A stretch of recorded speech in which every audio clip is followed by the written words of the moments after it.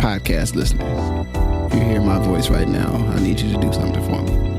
I want you to take out your phone or on your computer, go to Apple Podcasts, search for Ask Your Oldhead podcast. You'll see my logo, my little picture, my little image there. Find the show. Please rate and write a review. It's a small thing, but it helps others find this work and find what I'm doing here. And it really, really matters, as small as that may seem. So if you can please do that before we get into the show, I would much appreciate it.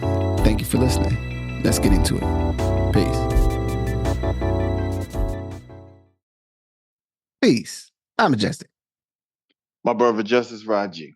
All right. So to get us going, since the last time we added on, a crucial part of what the full, next couple of months in terms of national politics going to look like came into form when Tim Walz, governor of Minnesota, was chosen as Kamala Harris's VP pick, and thought it's appropriate to maybe start our discussion there.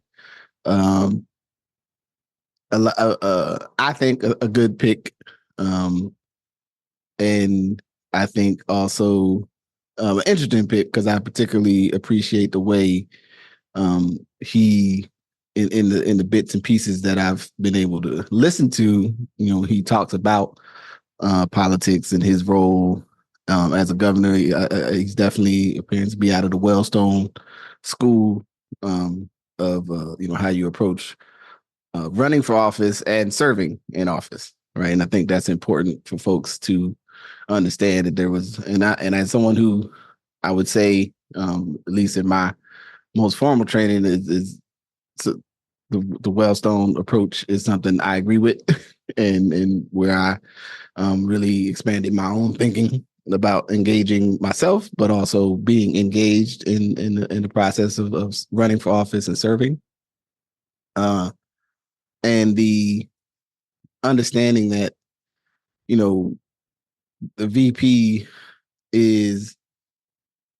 becomes a part of the apparatus, right, of governing, of making decisions, and of running the campaign, but it also brings, kind of that platform and that voice, to whatever you're doing. And just so before I keep yip yapping, I would love to hear some of your thoughts about the choice and what do you think it portends or means, or yeah. Yeah, I mean that's always there's always a take on the pick, just like with Vance, right? We assume that there was a victory lap of sorts that they were going to run, of making sure that the idea of make America great again, or the Trumpian philosophy, right? I want to be careful to being like making sure MAGA lives, because I don't think we know the contours of what Donald Trump thinks at the time he's saying it, but it's not like a coherent.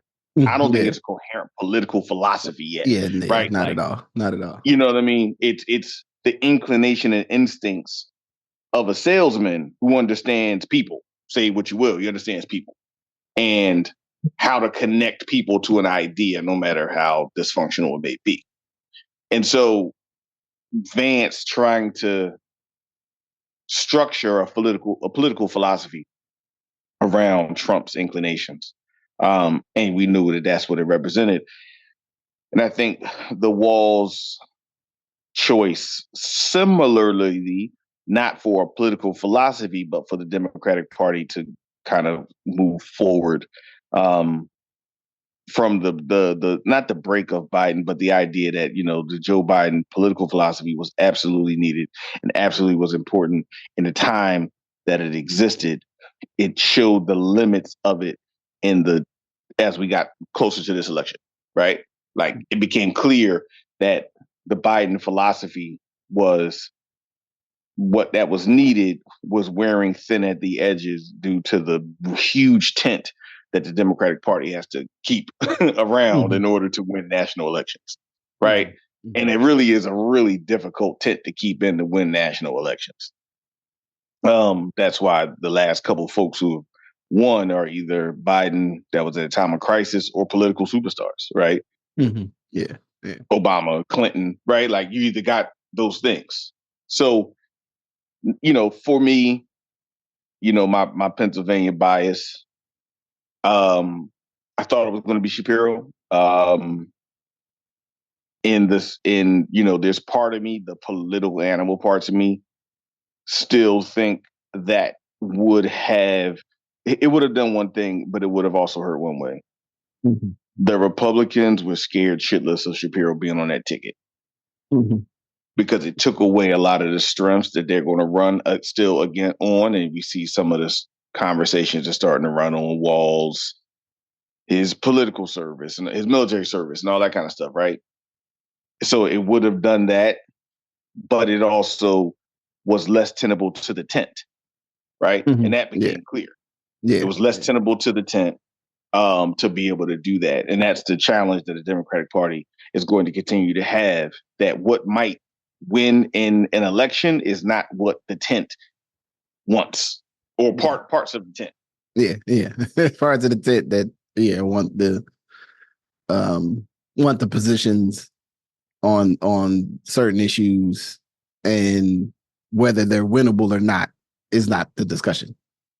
Or whether that person will win. I'm not saying that those policy ideas are not absolutely unwinnable, but there are several that would be very challenging in a national election, at least if they were at the center of the conversation.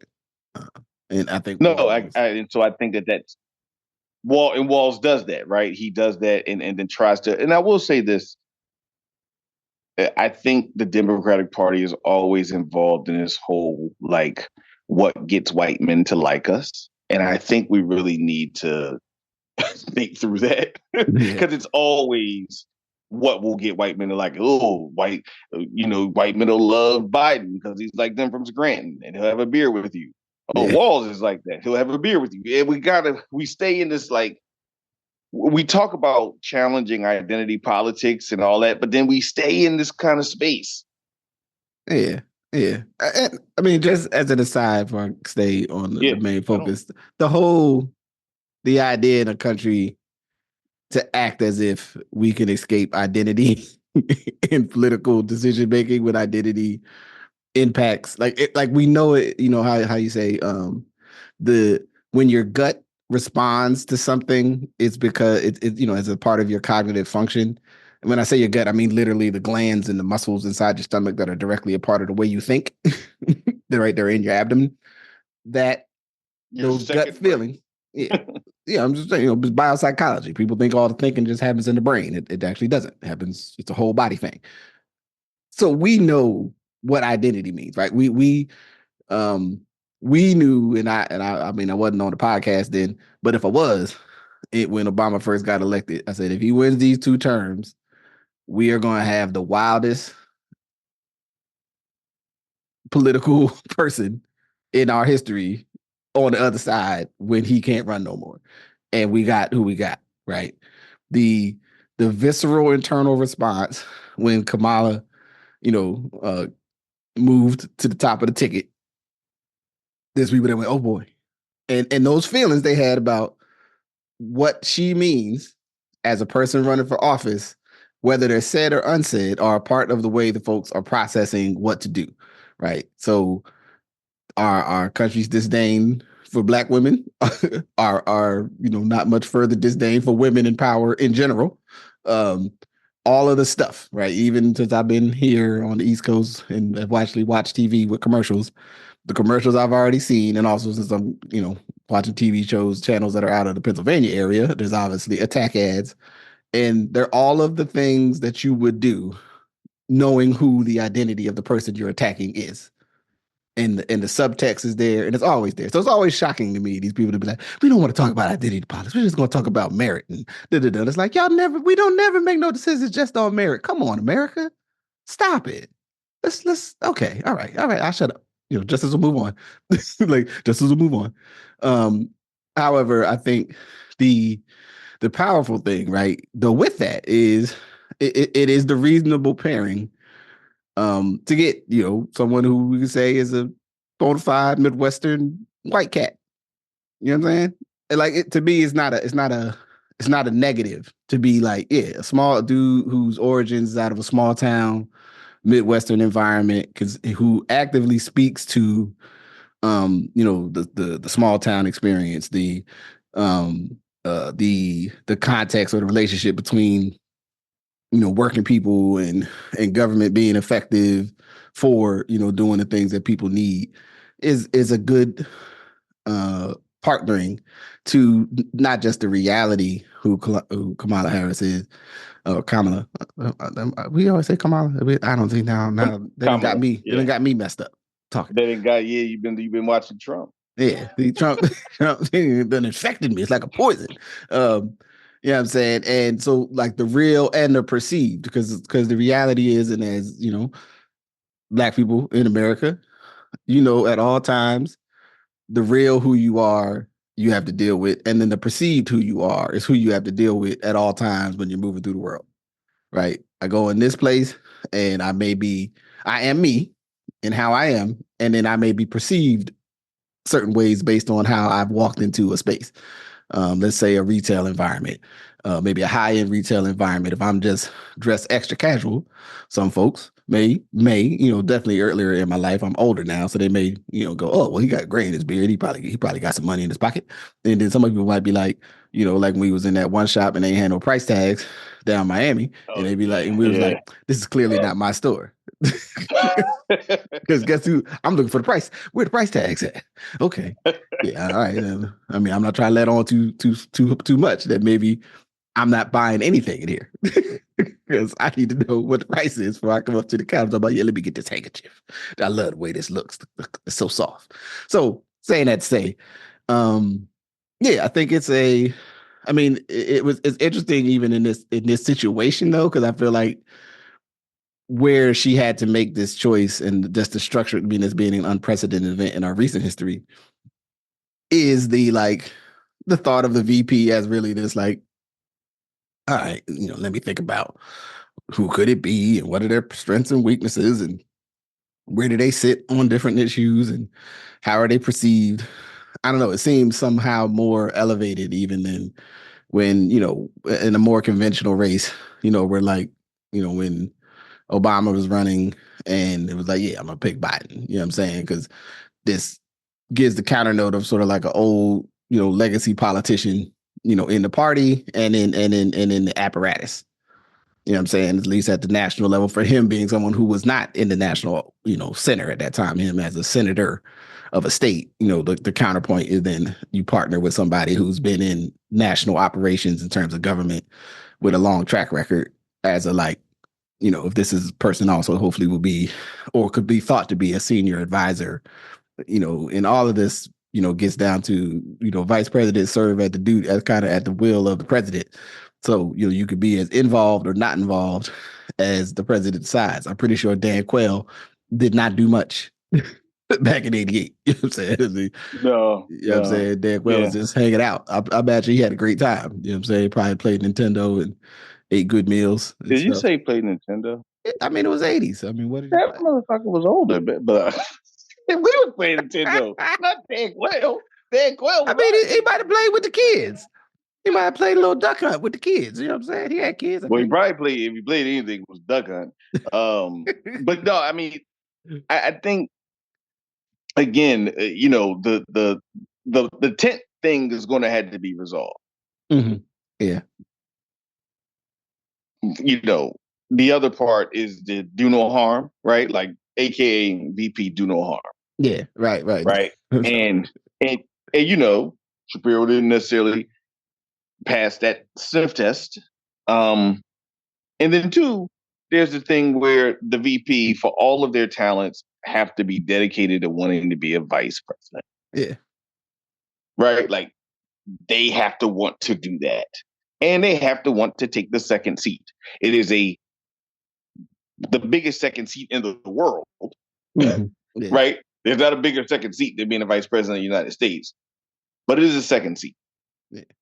And You know enough about Josh Bro. He ain't took a second seat in a long time. Right. Yeah. So, Like, Josh, what you gonna be doing over there?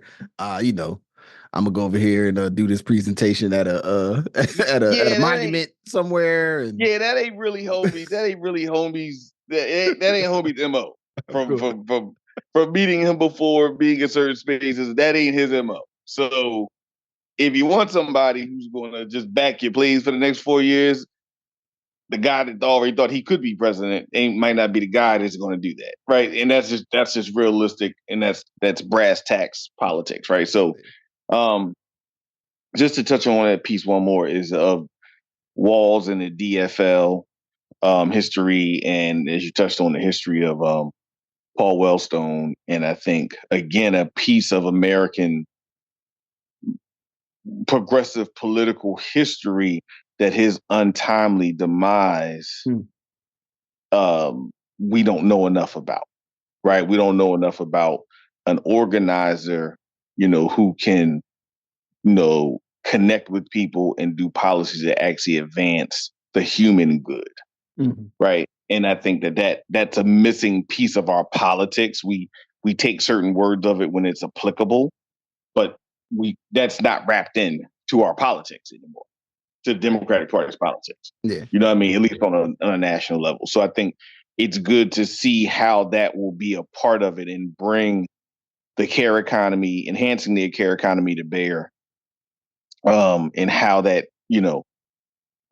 the acceptance of that in our system, because and I'll stop here. I think with President Biden, we knew that the industrial policy element was coming back because of his support for labor, because of his support for states like Pennsylvania that have seen a lot of challenges due to industrial transitions. So you knew what was coming, right? And the IRA, the IIJA reflect all that.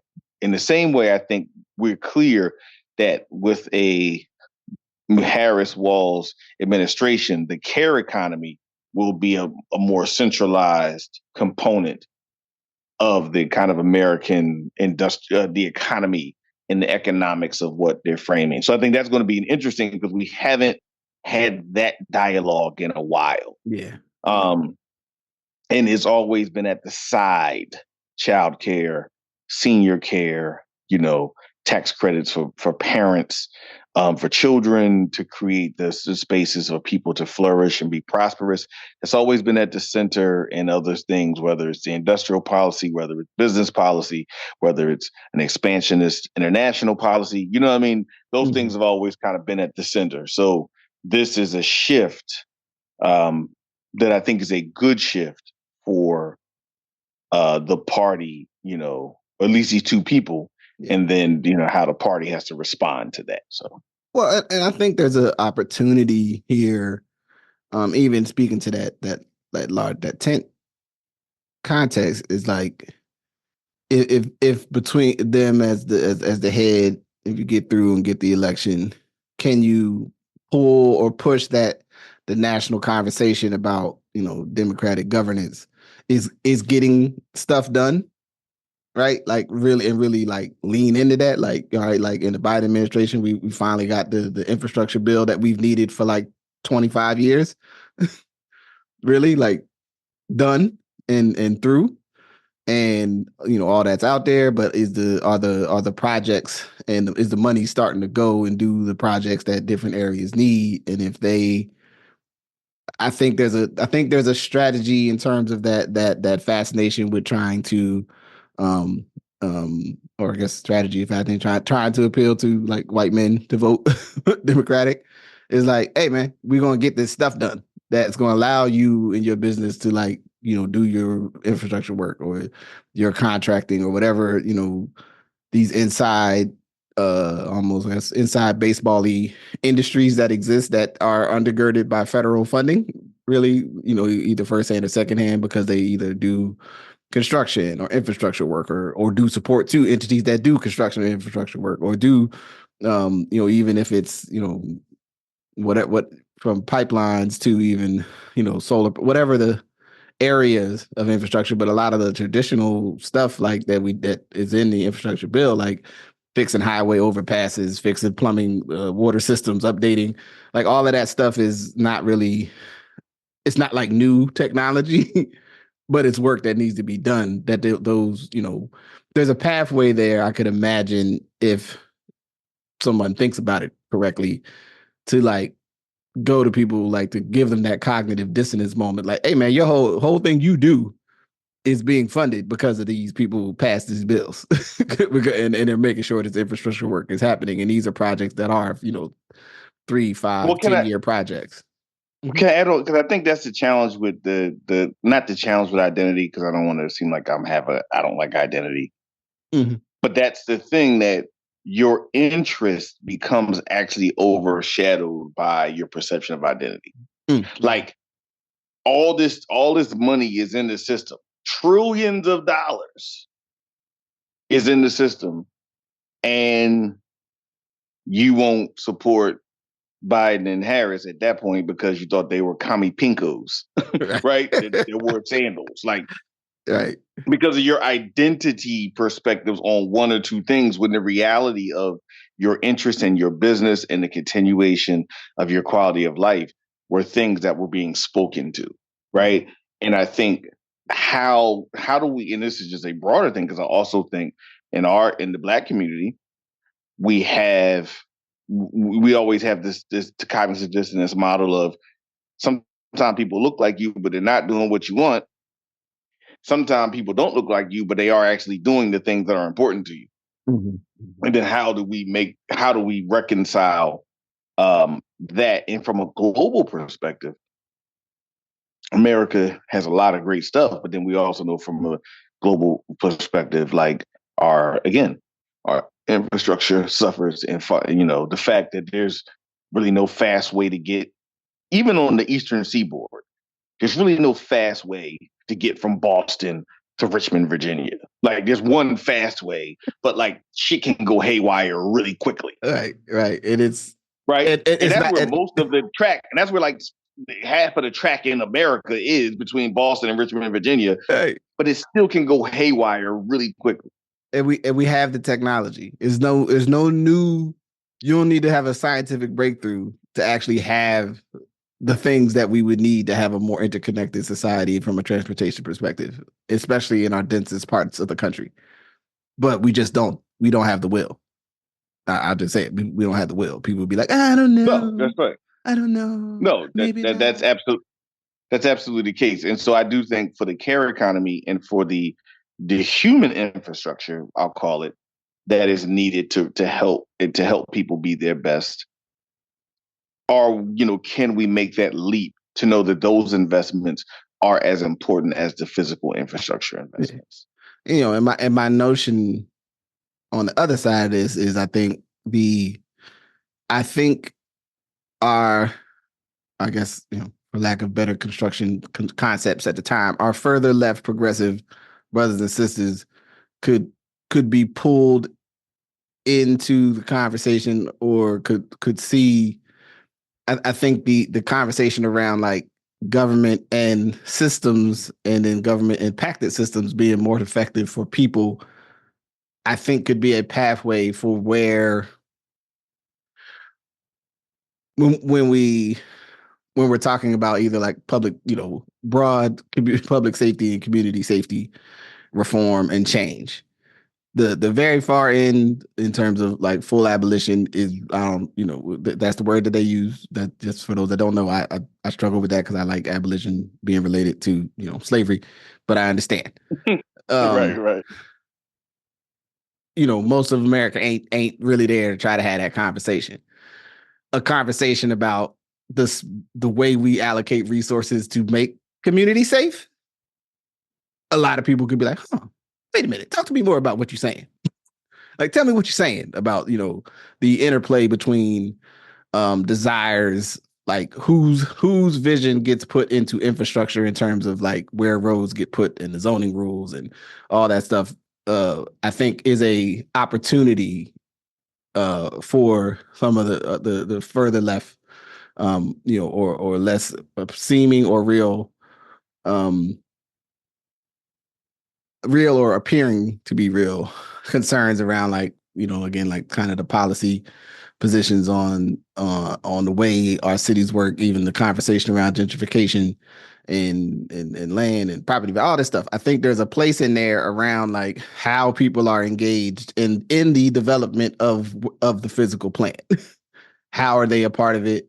Not just theoretically, but in reality. And I think there's something in there around service delivery, around actual outcomes, and around the process that could bring some of that body a little further in and not have it be this thing like you're bringing them in at the expense of pushing this other body out.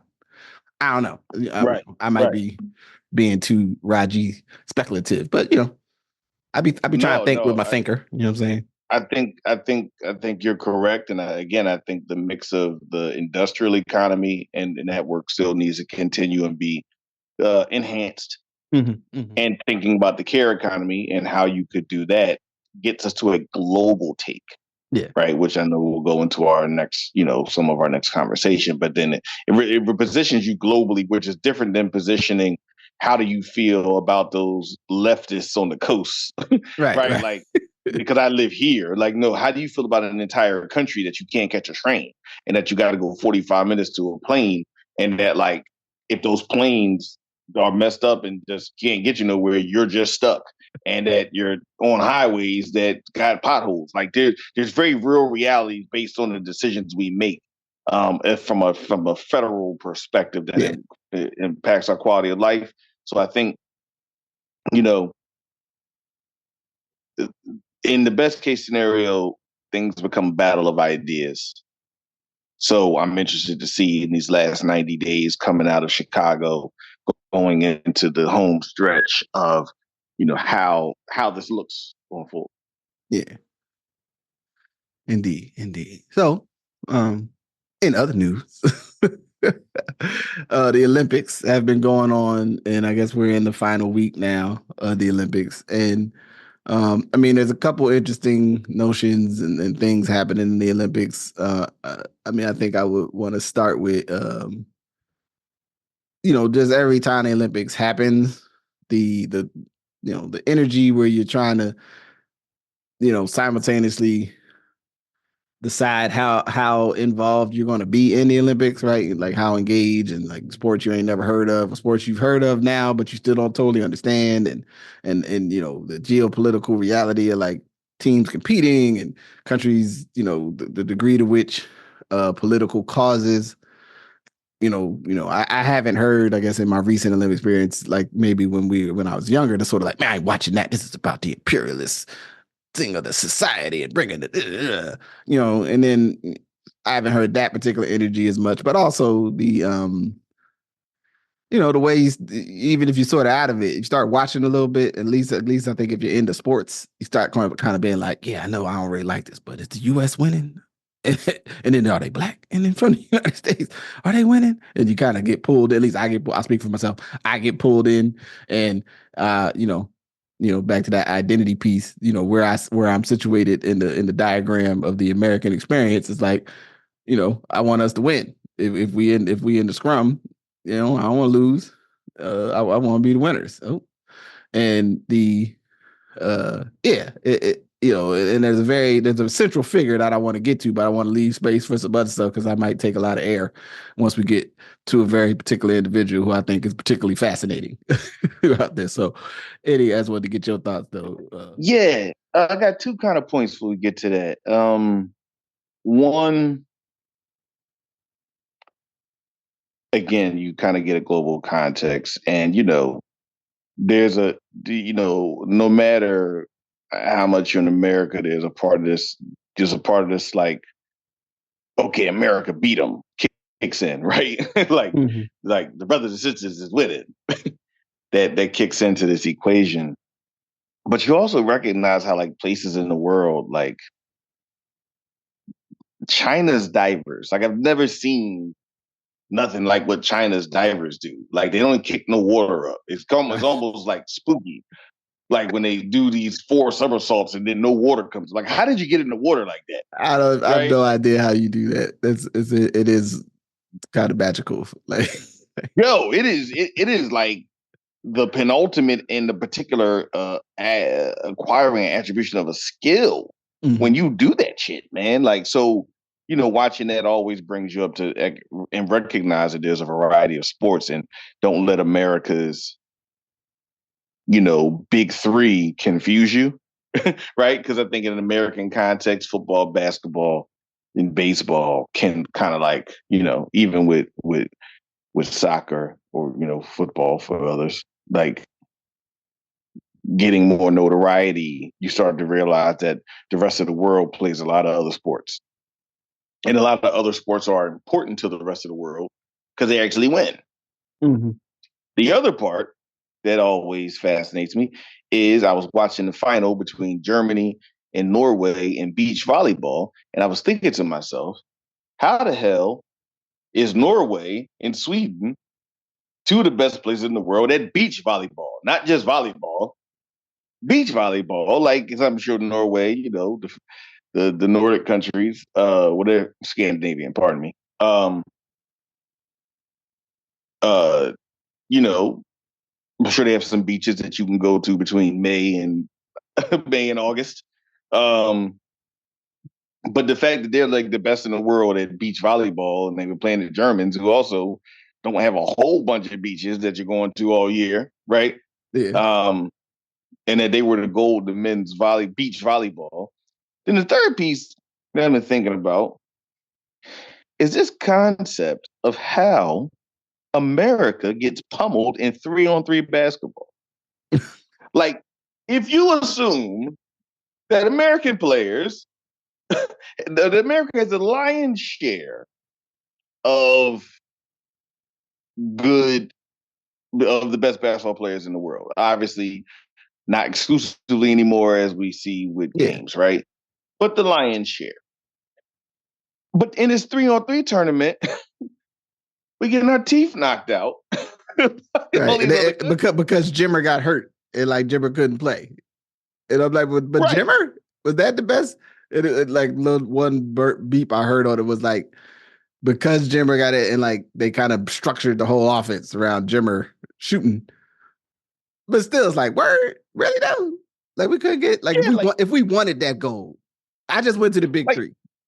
And I'm like, there's right. You have players who are professional players who are really good at that. 1992, I saw White Man Can't Jump. There's a whole bunch of dudes who's really good at 3-on-3 basketball. You ain't got to take long to find them dudes, man. Them dudes would have came to war if you would have promised them guys somebody to play 3-on-3 basketball. But yeah, we get punched in the mouth by Slovenia. Like, and it's not just men's, it's men's and women's. So it's not even like one of the things you're like, okay, well, the men's, brothers and the people ain't coming, but the sisters, no. Everybody's getting their teeth punched in. So I'm just tripping on how the, folks from Norway are great in beach volleyball and we can't win 3-on-3 basketball when I clearly used to watch and play Jordan versus Bird and clearly seen, White Man Can't Jump. And so I know some players all across the country. So that's my beef. Whatever the USOC got to do, kind of like when they beat that team in 2004 and then totally retooled USA basketball and never let them lose again. Yeah. That team with Iverson and all them on it. We need to do that with, we need to do it with 3-on-3 basketball. 3-on-3. I mean, yeah. I would say that I'm like, you couldn't get like Kyrie. I think someone like if he was willing, like who's gonna stop him in a 3-on-3 game with all that stuff he do? Like, it's like, yo, get him, Paolo Banchero, and Chet, and be like, yo, this is over. It's a wrap. Yeah, like you tell me James Harden, it's a wrap. Here's the thing: you telling me that you can't go get James Harden to shoot from the middle of nowhere and get fouled and do, take them steps? Come on, man. Like that. Listen, they got to get that together. Yeah. But that's my take. Beach volleyball in the damn 3-on-3 games. Well, I would say it's always to be on the like, it ends up being people. The countries that are good at stuff is like the stuff is basically the stuff they decided to get into. Because At some point, they were like, "Oh man, volleyball, but like beach volleyball. This is cool. We can just put sand in a gym, like anywhere. Yeah, You don't even yeah. need a beach. You just need Yo, some that is sand." And then, crazy. That and then is it's like, "Yo, we playing beach volleyball," and you get to tall people that like volleyball, the athletes or whatever with the springs, and next thing you know, it's a team sport. It's 2 versus 2, and suddenly Norway or whomever is in the mix. You know what I'm saying? well, Germany had to do that with 6'11" a day, so I get it. Yeah, They had a 6'11", like you know what I mean. So yeah, how you get a 6'11" dude that can jump, and then how you are not gonna do well is kind of yeah, it's difficult. But to your point, and this is for a lot of the sports, like you recreated stuff that like your country just makes a decision. Do we really want? And then also, and one more piece I'll say before you go into the big one is like the international element of it. That like, for example, there's a sister from Philly who literally grew up in Philly, went to girls high, went to I think either Morgan or Howard, and runs for the Ivory Coast. Hmm. Right? Like, and like this idea of the nature of the international world of like your country of birth, but that also doesn't take into consideration, and I'm saying in a good way, the fact that people travel and have a variety of experiences. Like you know, just because they have been somewhere 10 years or 15 years doesn't mean they can't play for their country of origin. And you see it in uh for example, uh, soccer every couple of years for the World Cup, right? Where they recruit people who've not been back to that country in a long time. hmm They hmm play for that country. So then you see it in the same way with, especially I would say like a lot of the African, immigration to the States and obviously to other parts of the quote unquote Western world, where folks are then going back and playing for those teams and having opportunities to show their talent where the United States structure may not give them a chance or an opportunity to Yeah, yeah. They might to not participate, pay. Yeah. right? All right. So I think that's a good way, and a good way for all of us to constantly keep internationalism and global thinking in our heads as we kind of look at what the Olympics can represent. Yeah.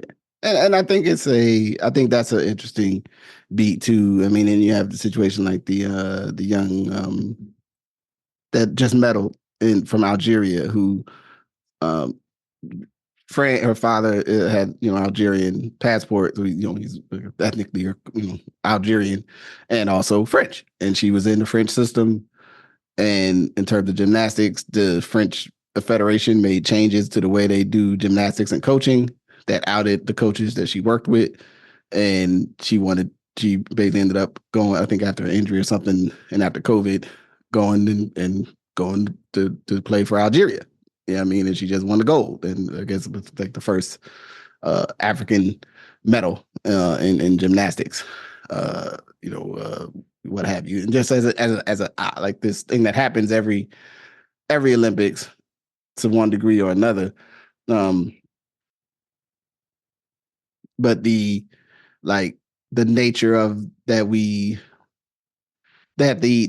global the global positioning is a political process, and we may sometimes not recognize that. We may think of it as like an ethnic process, but like there could be an ethnic component, but it's not necessarily required. The other exciting and just very interesting piece of this Olympics has been apparently Flavor Flav is an ambassador too, and is really into I think he said the water polo or something, but he's not the one I'm really interested in.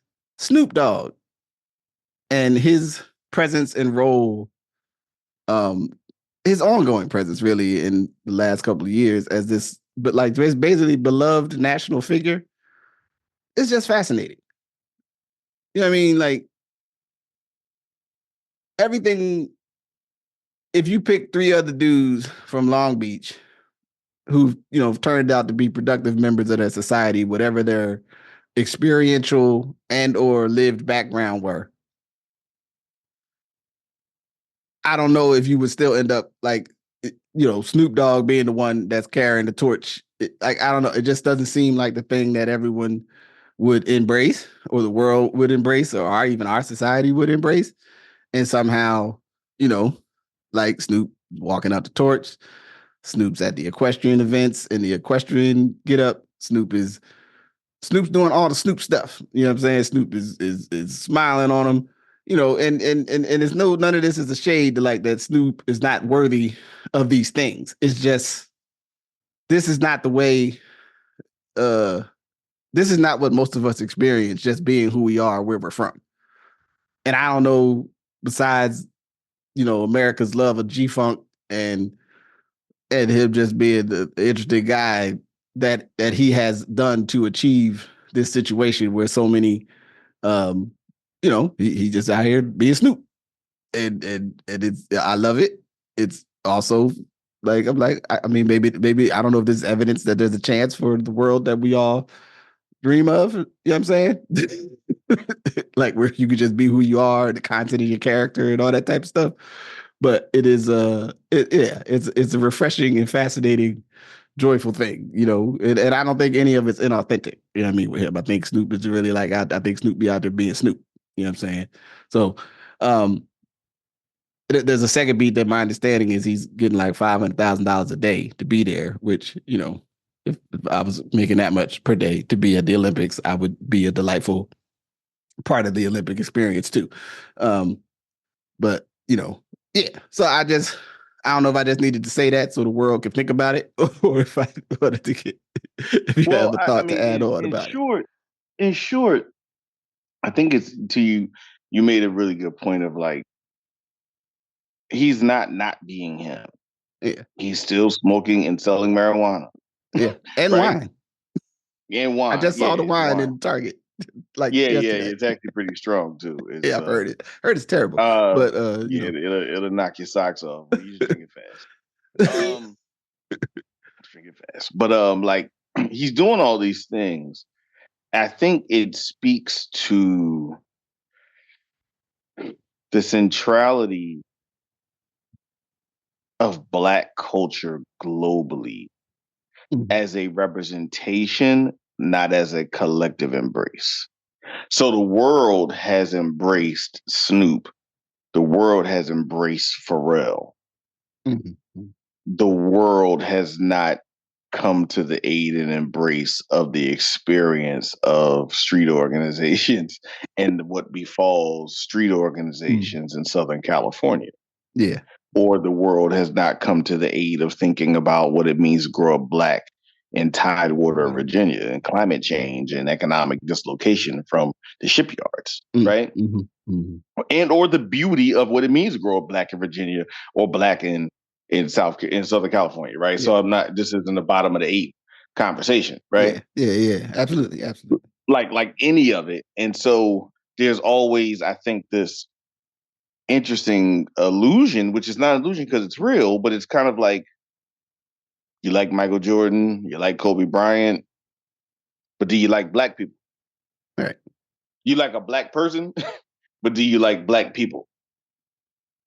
Right. And has our system in America shifted to understand that these are truly ambassadors, which means of, are we creating the pathways and opportunities for prosperity and a deep engagement and inclusion in the society fully? Mm-hmm.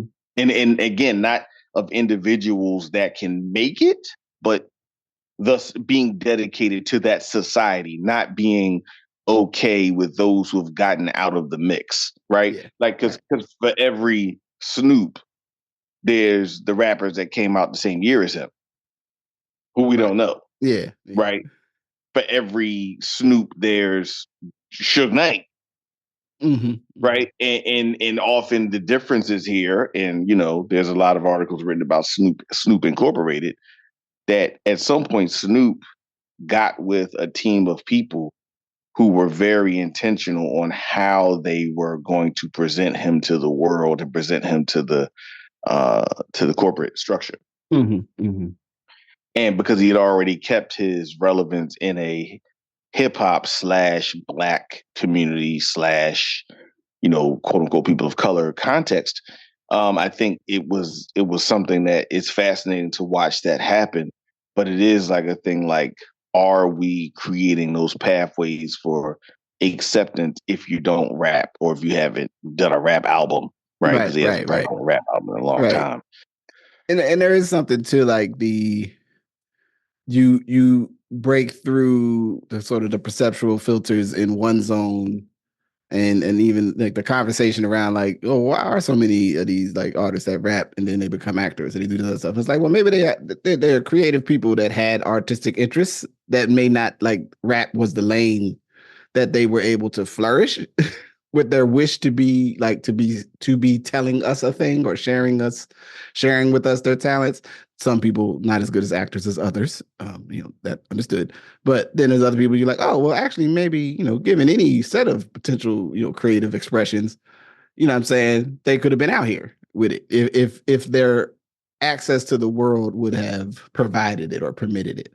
And then I think it is very interesting to think about, like, how do we, are we moving?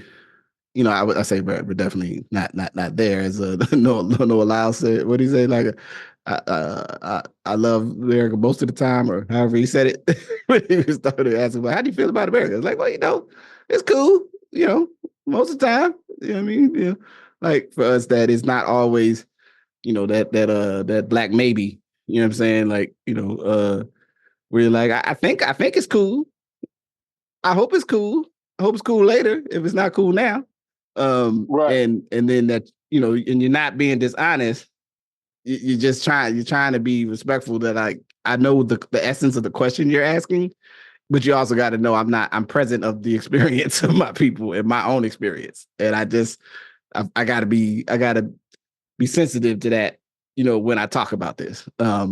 And for somebody like Snoop, and I think it's sometimes hard for folks in our community when they see us in places that maybe it feels like you've ascended to a thing that you had to be there, you had to relinquish something. And then there's people that are like, no, actually, I haven't relinquished something. I just talk about other stuff when I'm in that space. Like, I'm that person over there. I'm that person, and I'm true to that person. And that person is not actually in conflict with this other person, even though we might think they're in conflict.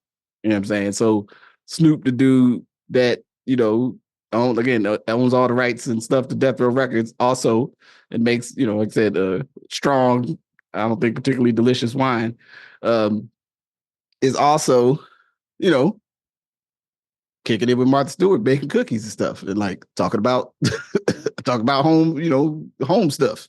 And they like, and I think it's, probably at the essential fear of, um, uh, I guess on another beat, given the political season we're in, uh, the legacy of a racist society is the fear that people will start hanging out with each other and realize they actually kind of like each other. So it's like, don't let them hang out. Because they might find out that hey, who's actually kind of cool? The dude down the road that you said was terrible. They're kind of fun. They make great sandwiches. You know what I mean? And then you're like, like that is a part of the cognitive fear, has always been a part of keeping us, physically and culturally and other ways separate, or creating this idea that there's a mainstream and not a mainstream, and whatever they're doing is fringe, and not that we can actually have a multipolar society filled with all these different ways people show up and be.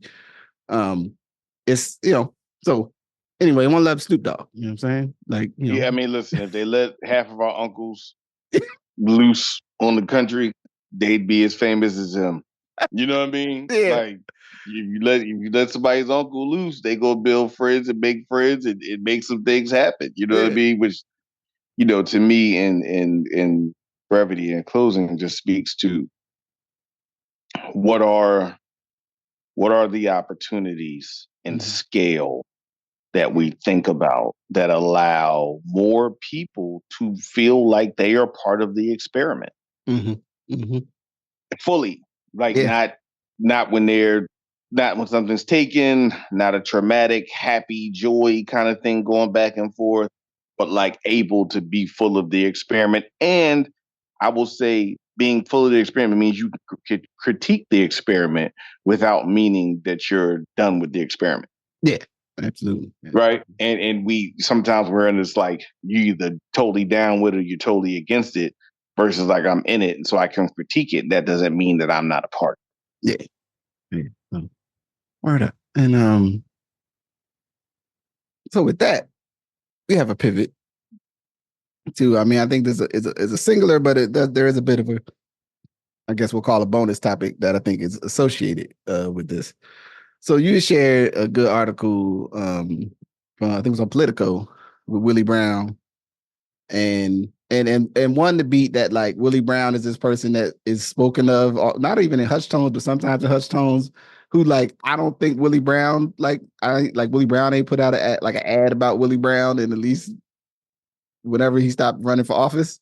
But like Willie Brown has still been a full and present figure in national politics for the last 30 years. Absolutely. Right. And absolutely. It was fascinating the tone of the article because it did speak to sort of like, I guess, the immediate one of the talking points of of the Trump campaign is sort of is at least in it's said at least in passing to signal to a certain crowd again who feels however they feel about Willie Brown and the thought or the construct of California machine politics.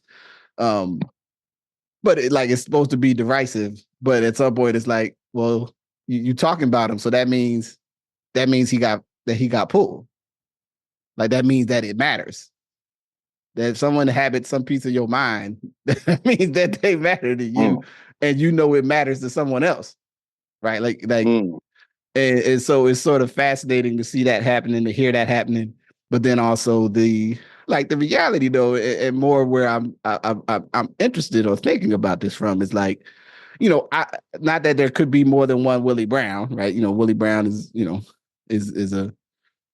probably like a lot of things in life, like a Snoop Dogg, like you don't make a whole lot of them in your life. If you know somebody, in reference to a previous conversation we talked about with charisma with certain people, it don't always play out the same way, but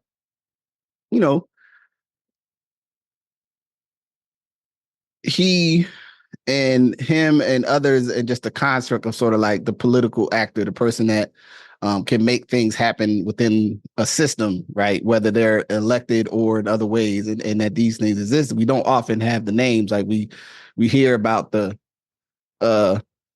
mega donors. These are these like things we get said around like who makes decisions, but it's not always names to them, right? Like we know about our Supreme Court's conservative benefactors because people have made it a constant discussion point, right? And that is actually a very concerning national issue that we act like, some contingent of the world acts like, it's not a big deal. It's like, no, it's kind of wild that a Supreme Court justice has gotten millions of dollars of benefits from people who potentially get their issues presented to the court.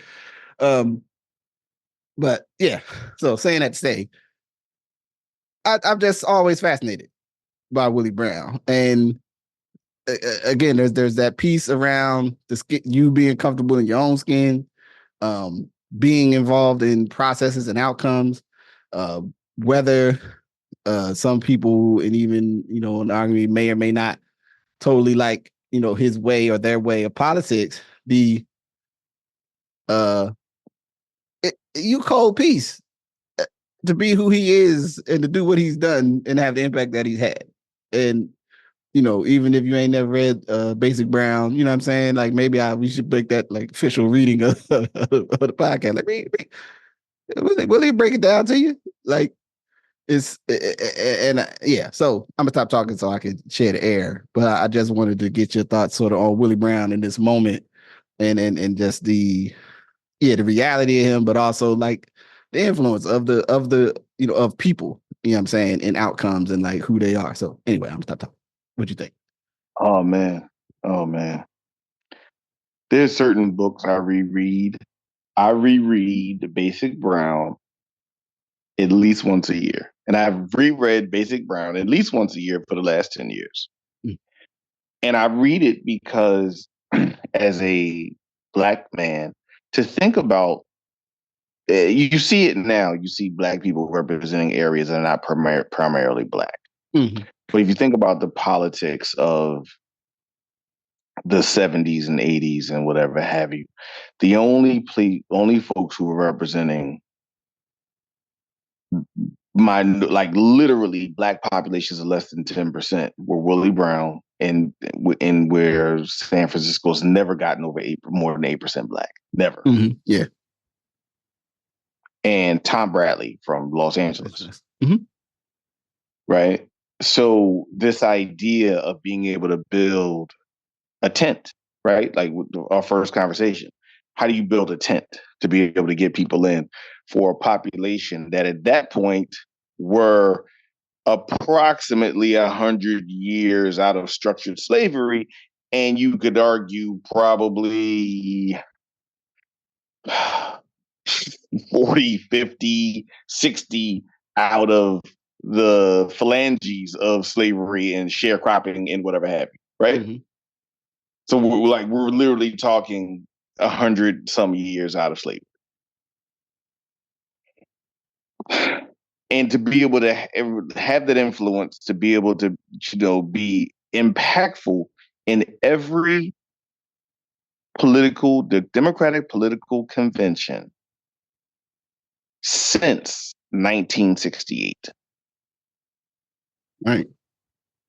Wow. He's been actually impactful, a power broker in every one since 60. I think he went to the 64 one, but he was powerful in 68. And what that means and represents all the way from that conversation to whatever, impact he has had on the career of Vice President Harris. But I think it's important not to stop there, because when you do that there, then it gets into because they was hooked up, mm-hmm, right? Mm-hmm. And we'll leave the other, that's a whole fascinating piece too. But like, he also was responsible for Gavin Newsom's career. I'm about to say.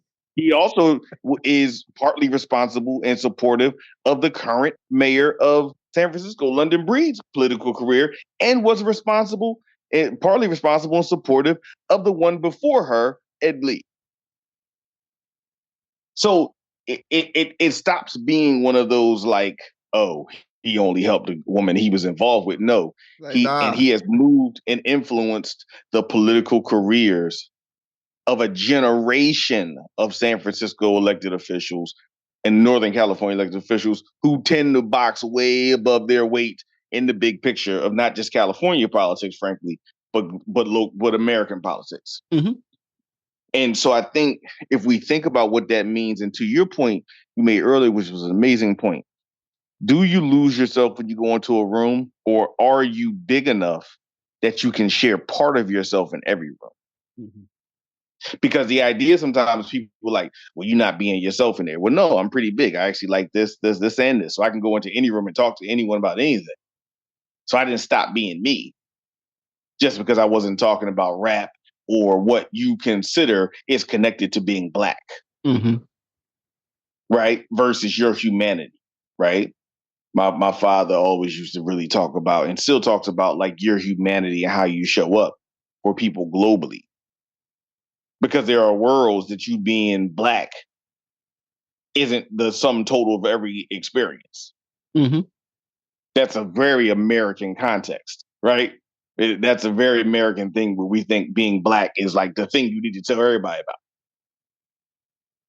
It's what happens here. So, yeah, I just like that power. And my last point about this is, the importance of the political actor in the power of the political actor. In the movie The Black Godfather, Vice President Harris was on the show talking about her relationship with Clarence Avant and how he helped her win statewide, which then, kind of boosted another part of boosting her career. And you think about people like him and Willie Brown, who was close to Clarence Avant. And then even when we talk about, Representative Clyburn from South Carolina, whose support of Joe Biden allowed him to be the president of the United States. So we should be very clear that essentially it came down to one person making one decision in one state that shifted the entire politics of the Democratic Party. Mm-hmm. Absolutely. And it's one guy, his name was Jim Clyburn, Representative Jim Clyburn. Right. And to say, and for us to also keep in mind that like those things matter, people being in those spaces influencing the politics, no matter what you may say, oh, we're not getting enough. You also got to remember sometimes people are places mitigating more harm that you might get. Mm-hmm. Mm-hmm. So sometimes you think about somebody making it better for you. And sometimes you got to think about, are they over there stopping it from being worse? Yeah. Are they the breakwater? You know what I'm saying? The tide Exactly. coming in and they like, hey, you ain't gonna do that. I know that's what you want to do, but you ain't gonna do that. You know what I'm saying? I just think that us thinking about that and thinking about the again, kind of looping back, like what does it mean to be in the arena? What does it mean to have a purpose outside of yourself in the arena? What does it mean to want to and be able to support more people than you, support ideas that are bigger than you individually as you try to make a place where everyone can flourish? And so, you know, my hat's perpetual to Willie Brown. Also, he's sharp as a tack. I did have a chance to go to the clothing store that he frequents to even to this day. I picked up a pair of purple Brioni loafers. I was amazed. The skin was so soft. I asked him how much. They told me 900, and I quickly threw it back down so that it'll be like very nice. I love to look at these. Oh man. Let me sit. They told me 900. I said, oh man. Yeah. Like, yeah. You know, but he also, you know, one thing he talked about it, knowledge is power, friendships are power, and clothing is power. Mm-hmm. Clothing impacts how people perceive you. It frames for you how you want to be perceived. Mm-hmm. And we all know we wear things to want to be perceived certain spaces, certain places, even if we're going to be like, oh, I'm not this, so I wore this today to show you I'm not like that. There's a power in clothing. And I think, you know, in the book, which everyone should read, he talks about that. So, yeah. And I just, you know, I mean, as I said, pursuant to our possible bonus conversations, I think the thing that Willie Brown always reminds me, and it is something I think about, and even in my own, in what I do for a living, and in what I do in service in terms of my current office, and my thoughts around, you know, structural power, influence, change, all the stuff is, you know, who you are matters, right? How you come into space, how you exit the space, what you do or don't do matter. Whether someone think that that's some sort of calculation, right, about the world, which sometimes it is, right? Sometimes it's a calculation. Some of us may be encouraged to think because you're making a calculation that you're going to a falsehood. It's like, no, I'm making a calculation. I'm about to go in here. I needed this to happen. You know, there's a line I'm not going to cross in terms of my own sense of self, but there's also stuff is like, I need these things to happen in this interaction, and I'm going to try to get me there. And if I don't, or if I got to tell somebody to blow it out their ass, you know what I'm saying? Like, then that's what I'm going to do. But I understand that there's the other side that tells somebody to blow it out their ass is a acceptable and reasonable outcome for the situation that I'm dealing with. If you're the person responsible, or you're the person who has now developed the space where, yeah, people are coming to you like, hey, who's somebody that should do this? Or what's the outcome on that? Or, hey, man, who do you know that knows about such and such? Right? Like, we can't get to any other kind of world or society that we want if people don't actually see themselves as having to hold that space, right? To have to be, you know, you can't be Willie Brown, but you got to be who you is for your space, right? For your city, for your community, for your you know, space you operate in.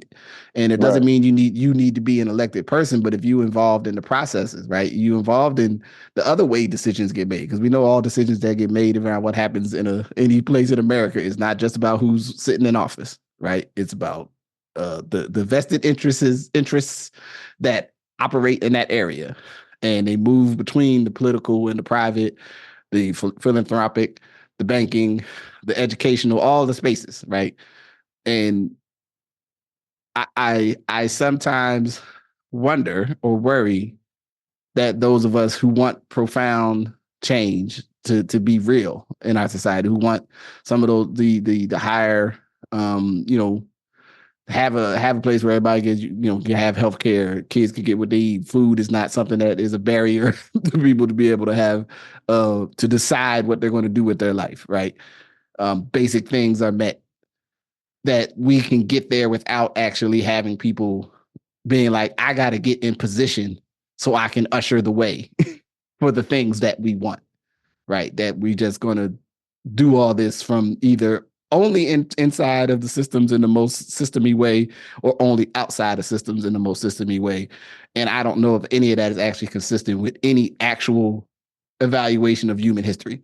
It's always it's a confluence of things that bring structural and societal changes. And in terms of the American experience, like I said, you probably can't be Willie Brown again, because there's also a structural context of the real reality of his time and this time. But you need to be an actor in the things that are happening. And if you're like, well, I don't really want to be an actor, I don't know. All right, that's cool. We should talk about this again next time we have drinks, because that's the only time we're going to talk about this. Because you're not actually going to affect no change. We're just going to be talking about it. And that's okay too. Like, if that helps you get through the day. Right. But, some of us got to get in the game, man. Like, you got to chest pass, like bounce pass, screens. Like, somebody, you got to get in the mix, right? And your mix could be any number of positions. So, yeah, man. So, we need to think about that. We might need to come up with, well, we'll say that for future conversation, but, we might need to come up with the official. We'll say that for the bonus. Yeah, that's right. And on the small bonus, you shared something, and it's just maybe something we probably think about this more. But I was like thinking about the types of parties and events and celebrations and human gatherings. Yeah. That, you start to see stuff like, man, that seems like a good time. Wonder why why didn't I know about that? I don't even know if I want to spend the money or whatever, but that looked like the kind of place I want to be. You know what I'm saying? I think that fits into this, like, even all the different beats we've talked about today, right? Like, at the Olympics, I'm sure there's gatherings that, like, some people get tapped to go to, other people don't get tapped to go to. Some people's, if you know, and other people, if you know, But like I said, not to reveal too much to the world, because some stuff is private stock, it ain't for everybody. But saying that to say, it's nice to be invited to interesting places to be. And, I think maybe I would like to pitch it to you. I think, just for folks to listen for next is like, what does place have to do with power building? What does place have to do with furthering your interests and interests of others? What does place have to do when it comes to relaxing? And what are the politics of place? And what are the politics of parties? Because they are absolutely politics of parties. And I don't mean the way that y'all think, but sometimes I do mean the way that y'all think. So, but that's for next time. Yeah. So So I think with that, you know what I'm saying, that's like a teaser, you know what I'm saying? I think that's for the good order. I don't know. That's all I got. So we say peace. Peace. Thank you for listening to Good Brothers. Thank you to my good brother, Majestic. Good Brothers is a part of the Ask Your Oldhead podcast. You can support the podcast by listening, sharing, rating, and subscribing wherever you listen. Getting the word out and sharing with others if this is valuable or useful or entertaining to you means more folks will listen. You can also support the podcast by becoming a patron. Just search Justice Rajee on Patreon and sign up. You can also support by going to askyouroldhead.com and buying a sweatshirt. That's all that's up there right now. The Etsy shop is still up, but that's going to go away soon. In any event, I'm probably talking too much, man. But I appreciate you. As always, take the best part for yourself. Peace.